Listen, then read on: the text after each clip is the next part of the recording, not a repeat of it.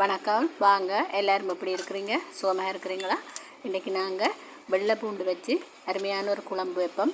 சின்னாக்கள்லேருந்து பெரியாக்கள் முதற்கொண்டு விரும்பி சாப்பிடக்கூடிய மாதிரி நாங்கள் இன்றைக்கி குழம்பு வைப்போம். வாங்க எப்படி வைக்கிறதுன்னு பார்ப்போம். இதில் நான் 200 கிராம் வெள்ளைப்பூண்டு எடுத்திருக்கிறேன். தோலோடு தான் எடுத்திருக்கிறேன். இதை நாங்கள் கழுவி எடுத்துக்கொள்ளுவோம். வெள்ளைப்பூண்டு எப்போவுமே தோலோடு தான் சமைக்க வேணும். தோலில் நிறைய மருத்துவ குணங்கள் இருக்குது. நுனியில் இருக்கிற வேர் பகுதியை மட்டும் வெட்டி விடுவோம்.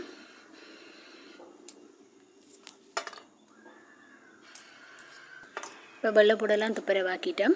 இது ஓரமாக வச்சுட்டு நாங்கள் கறிக்கு தேவையான மற்ற பொருட்களை தயார் செய்து கொள்வோம். வெங்காயம், பச்சை மிளகாய், சின்ன ஒரு தக்காளி பழம், கருவேப்பிலை, ரம்பை, இஞ்சி ஒரு துண்டு அவ்வளவும் எடுத்துருக்கிறேன். வெங்காயத்தை நல்ல மெல்லிசாக நாங்கள் வெட்டி கொள்ளுவோம்.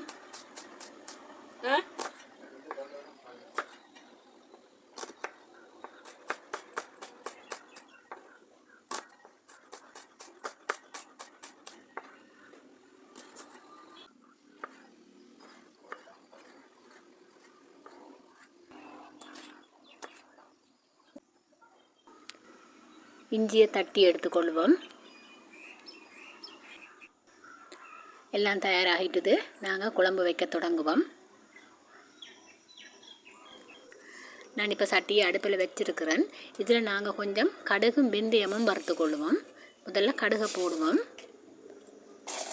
பிறகு வெந்தயத்தையும் போடுவோம். ரெண்டையும் போட்டு கொஞ்சம் லைட்டாக வறுத்து கொள்ளுவோம். கடுகு வெடிக்கிற அளவுக்கு வறுபட்டால் காணும். வறுத்ததை நாங்கள் கொஞ்சம் உரலில் போட்டு இடித்து பவுடராக்கி வச்சுக்கொள்ளுவோம். இப்போ சட்டியில் எண்ணெய் விட்டுக்கொள்ளுவோம். கொஞ்சம் அதிகமாக இருந்தால் நல்லா இருக்கும் குழம்புக்கு. கடுகு போட்டுக்கொள்ளுவோம். அதோட வெந்தயமும் போட்டுக்கொள்ளுவோம். பெருஞ்சீரகம் போடுவோம். இது எல்லாத்தையும் போட்டு கொஞ்சம் பொரிஞ்சோன்னே நாங்கள் வெள்ளைப்பூட்டை சேர்ப்போம். இப்போ நல்ல வடிவாக கலந்து விடுவோம். பூண்டு இதிலேயே கொஞ்சம் எண்ணெயிலேயே கொஞ்சம் வதங்கட்டும். இப்போ ஒரு கொஞ்சம் உப்பு சேர்த்து கொள்ளுவோம். பிறகு நாங்கள் குழம்புக்கு உப்பு போடுவோம்.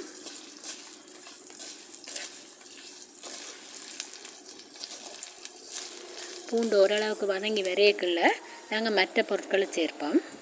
முதல்ல வெங்காயத்தை போட்டுக்கொள்ளுவோம். கருவேப்பிலை போடுவோம்.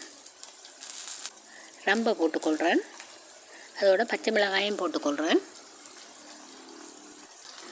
தட்டி வச்சிருந்த இஞ்சியையும் போட்டுக்கொள்ளுவோம். எல்லாத்தையும் போட்டு வடிவாக கலந்து விடுவோம். நல்லா வதங்கட்டும். இந்த சேனலில் 100 பேர் இணைஞ்சிருக்கிறீங்க. எனக்கு நல்ல சந்தோஷம். உங்கள் எல்லாருக்கும் மிக்க நன்றி. புதுசாக வீடியோ பார்க்குற நீங்கள் சப்ஸ்கிரைப் பண்ணி சேனலோடு இணைஞ்சு கொள்ளுங்கள். அதோட பெல் சிம்பிளை கிளிக் பண்ணி ஆல் என்ற ஆப்ஷனையும் கொடுத்து வச்சுக்கொள்ளுங்க. அப்போ தான் நான் போடுற வீடியோ உங்களுக்கு உடனுக்குடனே வரும்.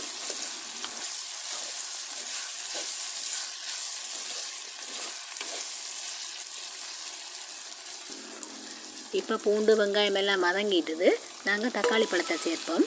சேர்த்து நல்ல வடிவாக கலந்து விடுவோம்.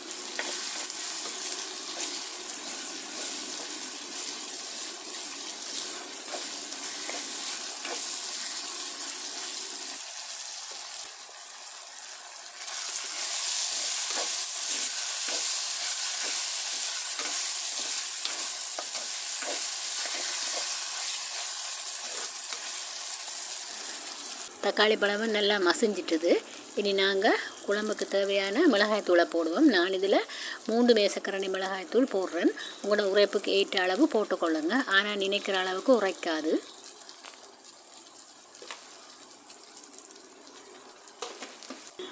மஞ்சளையும் போட்டுக்கொள்ளுவோம்.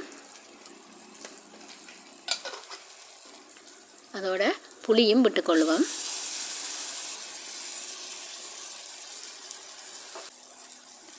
தண்ணிப்பால் கொஞ்சமும் விடுவோம்.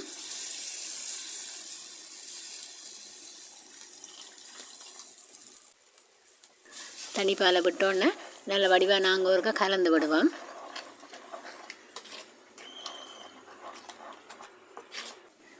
குழம்புக்கு தேவையான உப்பை போட்டுக்கொள்ளுவோம். உப்பை நீங்கள் பார்த்து போடுங்க. நாங்கள் முதலும் உப்பு போட்டிருக்கிறோம். வடிவாக இருக்க கலந்து விட்டுட்டு நாங்கள் இதை மூடி அவிய விடுவோம். ஒரு 5 நிமிஷம் அவிய விட்டால் காணும். இப்போ திறந்து பார்ப்போம். நல்ல வடிவாக இருக்க கலந்து விடுவோம்.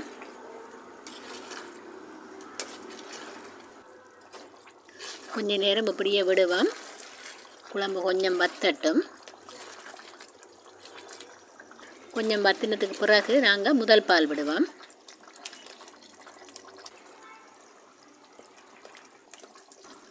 இப்போ நாங்கள் முதல் பால் விட்டுக்கொள்ளுவோம். உங்களுக்கு முதல் பால் விட தேவையில்லைன்னு சொன்னால் நீங்கள் அந்த முதலாவது ஸ்டெப்போடையே நீங்கள் அப்படியே எடுக்கலாம், எடுத்து சாப்பிடலாம், நல்லா இருக்கும். நான் கொஞ்சம் முதல் பால் விடுறேன். முதல் பால் சேர்த்தால் இந்த குழம்பு இன்னும் நல்லா இருக்கும்.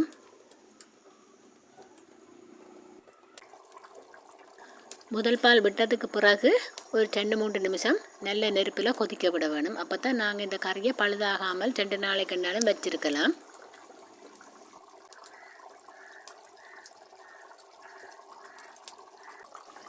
இப்போ நாங்கள் ஏற்கனவே வறுத்து இடித்து வச்சுருக்கிற கடுகு வெந்தயம் அந்த பவுடரை சேர்த்துக்கொள்ளுவோம். சேர்த்து நல்ல வடிவாக கலந்து விடுவோம்.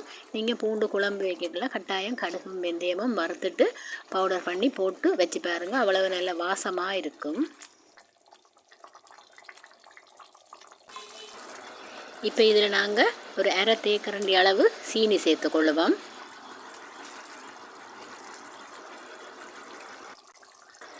சீனியை சேர்த்து நல்ல வடிவாக நாங்கள் ஒருக்கா கலந்து விட்டுட்டு ஒரு 5 நிமிஷம் அடுப்பை குறைச்சி மெல்லிய நெருப்பில் விடுவோம்.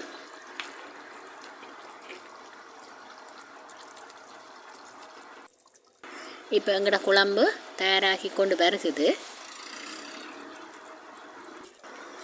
இப்போ இதில் நான் கொஞ்சம் கொச்சி மிளகாய் சேர்க்கிறேன். நீங்கள் இந்த கறியை 2 நாளைக்கு 3 நாளைக்கு வச்சு சாப்பிடுவீங்களாக இருந்தால் இந்த மிளகாயை சேர்க்காதீங்க. அது மாதிரி நான் கருவேப்பிலையும் கொஞ்சம் தூவிக்கொள்கிறேன். இந்த கொச்சி மிளகாய் நீங்கள் போட்டு பாருங்கள், நல்ல கறியில் ஒரு வாசம் வரும்.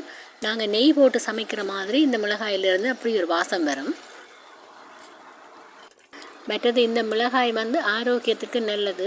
இந்த கொலஸ்ட்ரால் இருக்கிற ஆக்களுக்கு எல்லாம் இப்படி மிளகாய் சாப்பிட்றது நல்லது. எங்களோட குழம்பு தயாராகிட்டுது. நாங்கள் இப்போ இறக்குவோம். எங்களோட சுவையான பூண்டு குழம்பு தயாராகிட்டுது. நீங்கள் இந்த குழம்பை வச்சு பாருங்கள். வீட்டில் சின்ன பிள்ளைகள் கூட விரும்பி கேட்டு வேண்டி சாப்பிடுவாங்க. அவ்வளவு நல்லா இருக்கும். வீடியோ பிடிச்சிருந்தா லைக் பண்ணுங்கள், கமெண்ட் பண்ணுங்கள். கிளிநொச்சி கிச்சனுக்கு சப்ஸ்கிரைப் பண்ணுங்கள். நன்றி, வணக்கம்.